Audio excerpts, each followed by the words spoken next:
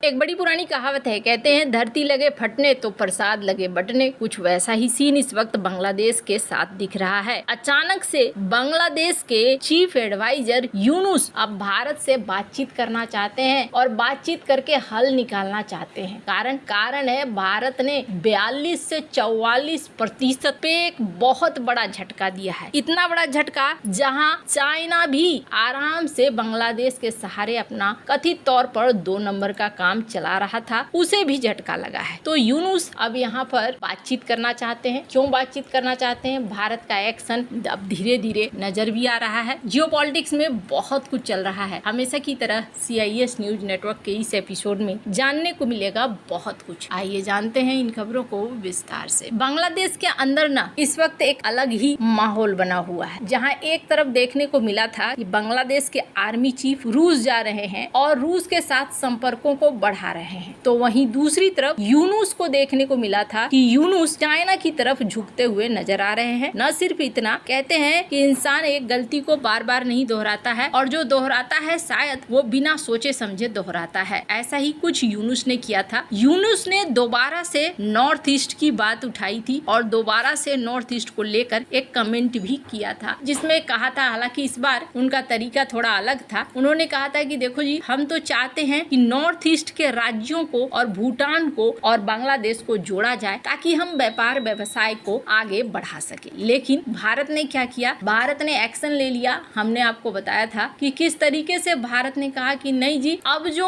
आपके कई चीजों के ऊपर हम बैन लगाते हैं और साथ ही साथ जमीनी रास्ते से आने वाले कपड़ों पर भी हम रोक लगाते। और ये कितना बड़ा झटका है? ये इतना बड़ा झटका है कि आप समझ लीजिए $770 मिलियन का व्यापार बाधित होगा। बांग्लादेश, जिसके पास इस वक्त इकोनॉमी पहले से ही खस्ता हाल है, कहते हैं कंगाली में आटा गीला होना। अब आपके मन में आएगा, अच्छा कोई बात नहीं है, उसे IMF दे देगा और भी कई सारी चीजें हैं जो उसे पैसे दे देगा। ऐसा हमेशा नहीं चलता है। कोई किसी की समस्या को थोड़ा बहुत ही दूर कर सकता है। पाकिस्तान इसका बहुत बड़ा एग्जाम्पल है। पाकिस्तान जितने पैसे मिले ना, चाहे वो अमेरिका से मिले हों या दुनिया की संस्थानों से मिले हों, उतने पैसे को अगर वो अपने ऊपर लगाता, अपने देश के विकास के लिए लगाता, तो शायद आज भारत से भी आगे होता। इसके पीछे कारण है, ऐतिहासिक तौर पर जब पाकिस्तान ने शुरुआत की थी ना, पाकिस्तान भारत से आगे था। मैन्युफैक्चरिंग का हब बन रहा था। आजादी के साथ उसने रफ्तार पकड़ ली थी। मैन्युफैक्चरिंग के हब के साथ साथ सुपारको, जैसे हमारा इसरो है, वैसे पाकिस्तान का सुपारको हुआ करता था, वो भी भारत से आगे था। लेकिन आज वही देश कहाँ पहुँच गया? इन्होंने एक गलत रास्ता पकड़ा और उस गलत रास्ते में ये इन्वेस्टमेंट करते चले गए। इनको कहीं से पैसे मिले, उस लालच पे ये पढ़ते चले गए कि हमें यही पैसा हमारे लिए सब कुछ है। उन्होंने कभी ध्यान नहीं दिया कि जो लोग अनुदान देते हैं, जो दान देते हैं, वो किसी न किसी मकसद से दान देते हैं। मकसद खत्म तो फिर पैसे मिलना भी खत्म हो जाता है। तो ये चीजें बांग्लादेश के साथ भी है। बांग्लादेश एक ऐसी इकोनॉमी था जो काफी बढ़िया तरीके से अपने पैरों पर खड़ा था, आगे बढ़ भी रहा था, लेकिन इन्होंने अपने ही पैरों पर कुल्हाड़ी मारी और जिस तरीके से सत्ता परिवर्तन के बाद यूनुस ने भारत के साथ संबंधों को बनाए रखने के बजाय भारत के साथ संबंधों को बिगाड़ना शुरू कर दिया। अब भारत की बारी थी। भारत ने एक्शन लेना शुरू किया और भारत के इस फैसले से $770 मिलियन,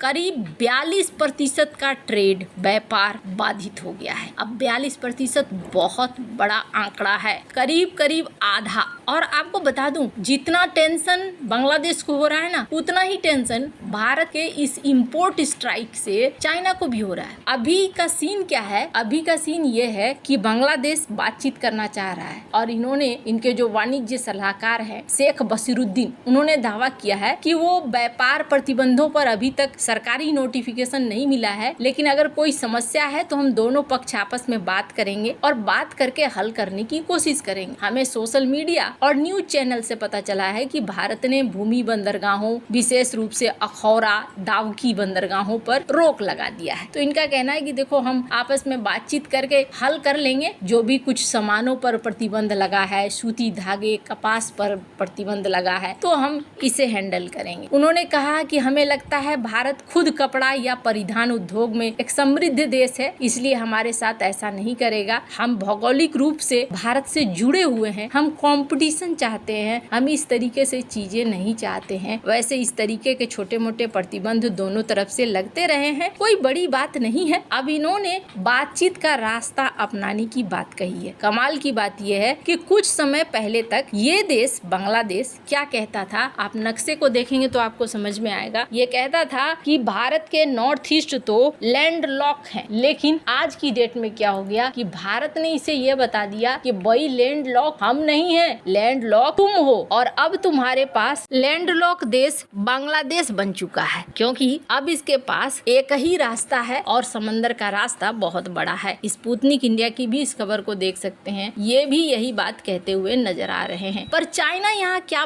फायदा उठा रहा था, चाइना को किस तरीके से झटका लगा है, तो चाइना क्या करता था, कहा जाता है कि चाइना बांग्लादेश के रास्ते भारत के अंदर अपने माल को बेचा करता था। भारत ने जैसे ही कपड़ों पर रोक लगा दी है तो चाइना को भी एक झटका लगा है। कहा जाता है चीन से आने वाले अवैध कपड़ों के लिए अब रास्ता बंद हो गया है। बांग्लादेश से आने वाले कपड़ों पर कोई चार्ज नहीं लगते थे, जबकि अगर सीधे चीन से कपड़े आते हैं तो उस पर टैरिफ लगता है। इस कारण से कुछ व्यापारी क्या करते थे, कपड़ा तो चीन से लेते थे लेकिन उन्हें बांग्लादेश के रास्ते भारत भेजते थे। अब इससे क्या होता है कि शुल्क आसानी से बच जाता था। भारत के इस रोक से इस तरह के 2 नंबर के काम पर लगाम लगने की उम्मीद है। इस तरह बांग्लादेश के खिलाफ एक्शन लेकर भारत ने एक तीर से 2 निशाने साधे हैं। इस फैसले से भारतीय कारोबारियों को 1000 करोड़ से ज्यादा का फायदा होने का आसार है। हालांकि कुछ दिक्कत भारत को भी आएगी, ब्रांडेड कपड़ों की सप्लाई में दिक्कत आ सकती है, कीमतें थोड़ी बहुत बढ़ सकती है, डेनिम जैसे